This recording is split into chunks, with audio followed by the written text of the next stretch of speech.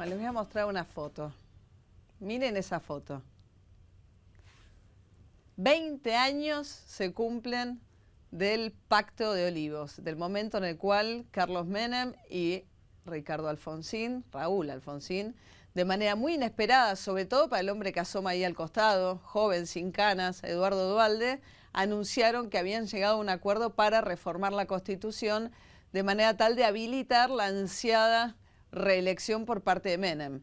Recuerden, en aquel momento había un mandato de 6 años y nada más para el presidente. A partir de la reforma tenemos 2 mandatos, digamos, una reelección, 2 mandatos de 4 consecutivos, 2 mandatos, 4 cada uno, 8 en total, 8 consecutivos en total, como máximo, fijados en nuestra Constitución.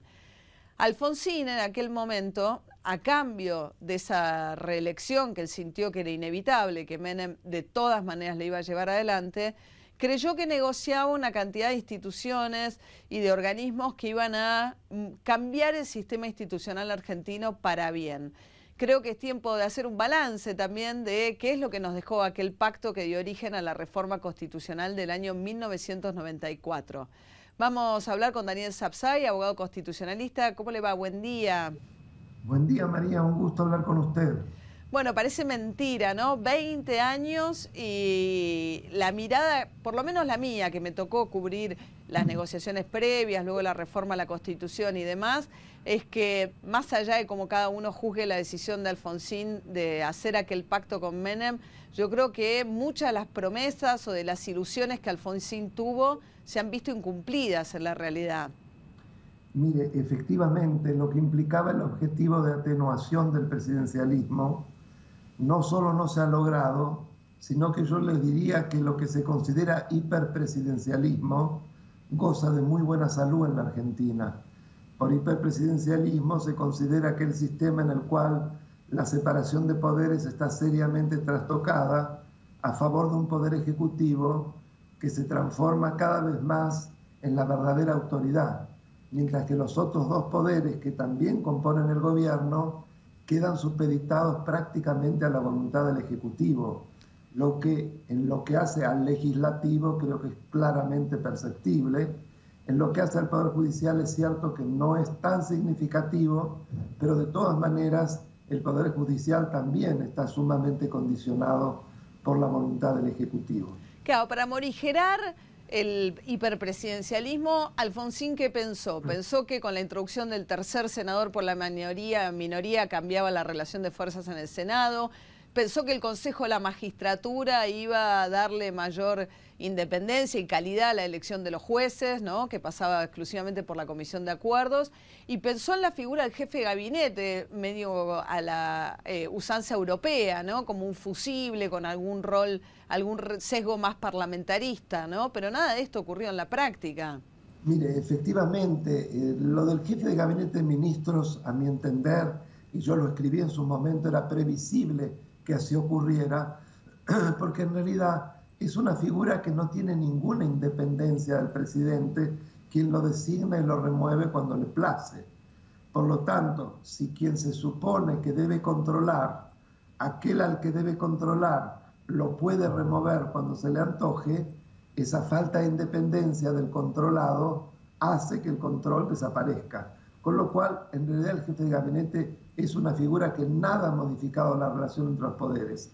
Pero yo agregaría otro elemento que también contribuyó en el fortalecimiento del presidente y que proviene de una decisión de la reforma. Me refiero a la constitucionalización de las denominadas facultades legislativas del presidente. Decretos de necesidad de urgencia, decretos delegados y decretos de promulgación parcial de leyes. En esto se pensaba que precisamente iba a ser la constitucionalización una modalidad que permitiera que solo excepcionalmente se dictasen.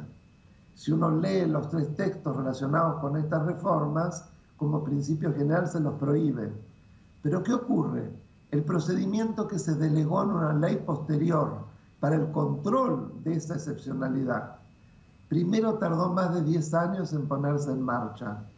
Y por otra parte, la Corte Suprema de los 90 consideró que aunque no existiera esa ley que creaba la Comisión Bicameral Permanente de Control, de todas maneras el Poder Ejecutivo podía seguir dictando este tipo de decretos. Y no solo lo hizo, sino que lo hizo con el mismo carácter abusivo con que se había producido antes de la reforma. Así Ahora, que, perdón. sí, perdón. Perdón. No, ya termino. Creo que tal vez esa fue una de las modificaciones menos felices del constituyente del 94. Claro. Pensaba en el tercer senador, se suponía que el tercero iba a ser para el radicalismo, digamos, o para una fuerza opositora. En muchas provincias pasa que los tres están en manos de distintos tipos de peronismos. Pero también si tuviésemos que rescatar algo, ¿no? Yo, por mi parte, por ahí pensaría en la autonomía de la Ciudad de Buenos Aires, ¿no? Que en aquel momento el intendente lo elegía el presidente. O también, no sé cómo evalúa el tema de la incorporación de los tratados internacionales a la Constitución Nacional. Bueno, no olvidemos que esta reforma a la que usted alude y la jerarquización con carácter constitucional de los tratados más trascendentes no provino del Pacto de Olivos. Apareció en la ley declarativa de la reforma como un tema habilitado. Es verdad. Efectivamente, esos temas habilitados, junto con los nuevos derechos y garantías del nuevo capítulo de la parte dogmática, artículos 36 a 43, creo que fueron las reformas más felices que se han concretado en cuestiones muy positivas para la Argentina. Por ejemplo, el control de convencionalidad, es decir, las leyes y las decisiones judiciales para que sean válidas no solo deben respetar lo que la Constitución dice, sino también lo que los tratados internacionales contemplan. Esto ha permitido un enorme avance en materia de derechos individuales, de derechos de incidencia colectiva. Ha habido decisiones valiosísimas, por ejemplo, el derecho a la salud, el derecho al agua, en donde la interpretación de la Corte Suprema le permitió llevar esas conclusiones gracias a la aplicación de disposiciones de tratados. Claro. Así que coincido con usted, toda esa parte ha sido muy positiva. La constitucionalización de las garantías, con el amparo a la cabeza, el amparo colectivo, claro, el habeas data, el habeas corpus, es producto de la reforma del 94. Ahora, volvemos a los debe, por ahí, ¿no? Pensaba el federalismo, ¿no? Si uno piensa otras asignaturas pendientes, es que iban a sancionar una ley nueva de coparticipación, eso surge de un mandato nunca cumplido de aquella reforma, y la eliminación de la intermediación del colegio electoral, ¿no? En el proceso electoral y la introducción del voto por distrito único con la segunda vuelta electoral y demás, también me parece que fueron en el sentido de lesionar el federalismo, ¿no? Mire, yo creo que sobre todo lo primero, el federalismo fiscal, que está muy bien contemplado en la reforma, el inciso segundo del artículo 75, que exige, como usted bien decía, una ley convenio de coparticipación federal que tiende al federalismo de concertación y que debió haber sido dictada como máximo, el 31 de diciembre del 96, jamás se presentó un proyecto. Es cierto que el procedimiento es engorroso, pero de todas maneras lo más grave es que todo el sistema fiscal que hoy rige en la Argentina va en el sentido exactamente opuesto de lo que la reforma de la Constitución dispone en la cláusula que yo cité. Claro. Hacia la total centralización. Jamás hubo una centralización tan fuerte. Hoy las provincias reciben menos del 30% de los recursos coparticipables. El resto queda en manos de la nación, que realmente aprieta, si me permite el término, permanentemente a las provincias para que decidan en función de si les mando o no el dinero que les corresponde a ellas por ser propio. Y por último, Sapsay, me parece que quedó ahí una cuestión que no se ha planteado todavía, pero que quizás se pueda plantear en algún momento en nuestra historia, que es que el modelo de 2 mandatos, digamos, una reelección, 2 mandatos consecutivos en Estados Unidos ha funcionado tácitamente con que son 8 y chau, nunca más. Acá queda abierta la pregunta, justamente reforzando el tema del hiperpresidencialismo, si alguien el día de mañana podría, y esto puede tener actualidad, podría decir, son 8, descanso 4, puedo volver.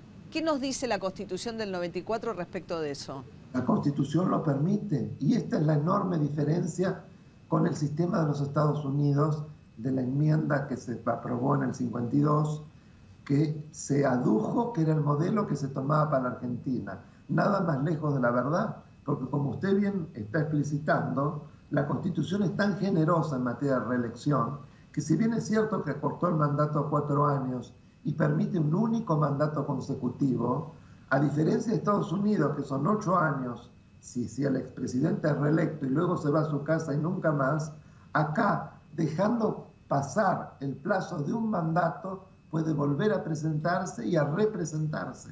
Con lo cual, estamos más cerca de la reelección consecutiva y limitada que de un sistema que limita la reelección. Claro, yo misma, fíjese, 20 años se ve que me funcionó mal la memoria, pero el propio Menem ya lo hizo, en verdad. Cuando él se presenta, ¿no? En el 2003 ya había tenido 2 mandatos consecutivos, dejó pasar uno, el de la Rúa, y se presentó.